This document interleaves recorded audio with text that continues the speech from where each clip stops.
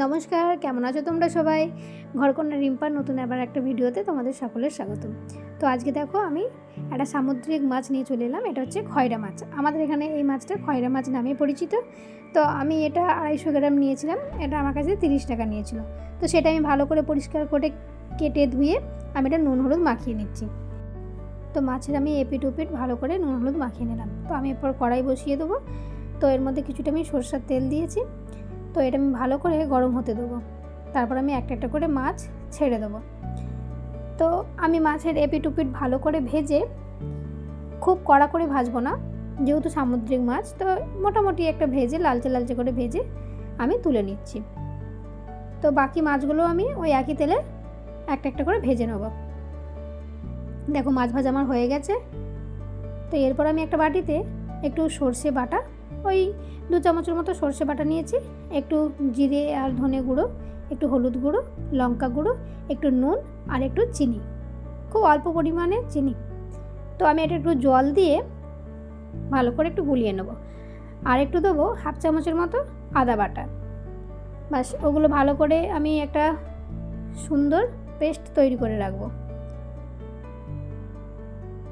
তারপর আমি ওই একই কড়ার তেলে আমি একটু কালো জিরে ফোড়ন দিলাম আর দেবো একটু টমেটো কুচি। তারপর আমি ওটা একটু ভালো করে ভেজে নেবো যাতে টমেটোর কাঁচা গন্ধটা না থাকে।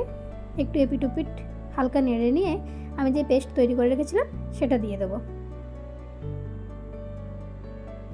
আর আমি বাটি ধোয়া জলটা একটু দিয়ে দেবো।